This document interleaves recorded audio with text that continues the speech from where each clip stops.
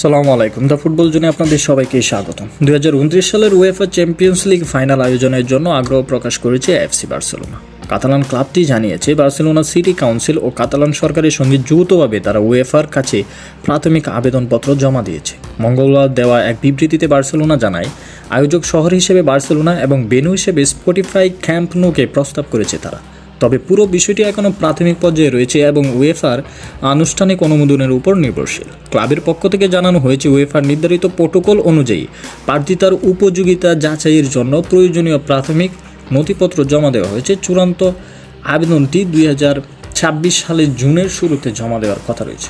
তখন পূর্ণাঙ্গ ডোসিয়ারের মাধ্যমে ফাইনাল আয়োজনের যোগ্যতা প্রমাণ করা হবে। বার্সেলোনার ঘোষণার আগেই বার্সেলোনার কাউন্সিলিং গভর্নিং কমিশন এই প্রার্থিতার অনুমোদন দেয় এবং হোস্ট সিটি এগ্রিমেন্টে সম্মতি জানায়। একই সঙ্গে কাতালান সরকারও উদ্যোগটির প্রতি সমর্থন জানায়। উল্লেখ্য, গত 31 অক্টোবর উয়েফা নিশ্চিত করে যে 2028 ও 2029 মৌসুমের ক্লাব প্রতিযোগিতার ফাইনাল আয়োজনের জন্য 15টি ফেডারেশন আগ্রহপত্র জমা দিয়েছে।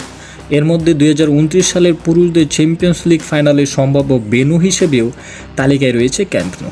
উয়েফার নির্বাহী কমিটি 2026 সালের সেপ্টেম্বর মাসে চূড়ান্ত আয়োজক শহর ও স্টেডিয়াম নির্বাচন করবে। সেক্ষেত্রে বার্সেলোনার প্রধান প্রতিদ্বন্দ্বী হিসেবে থাকছে লন্ডনের ঐতিহ্যবাহী ওয়েম্বলি স্টেডিয়াম। ক্যাম্প ন্যুর চলমান সংস্কার কাজ 2029 সালের আগেই শেষ হওয়ার কথা। শুধু চ্যাম্পিয়ন্স লিগ নয়, স্পেন, পর্তুগাল ও মোরক্কোর যৌথ আয়োজনে অনুষ্ঠিত 2030 বিশ্বকাপের ফাইনাল ভেন্যু হিসেবেও স্টেডিয়ামটিকে বিবেচনায় রেখেছে স্প্যানিশ ফুটবল ফেডারেশন। ভিডিওটি এই পর্যন্তই। যদি ভালো লেগে থাকে তাহলে লাইক, কমেন্ট এবং সাবস্ক্রাইব করতে ভুলবেন না। ধন্যবাদ।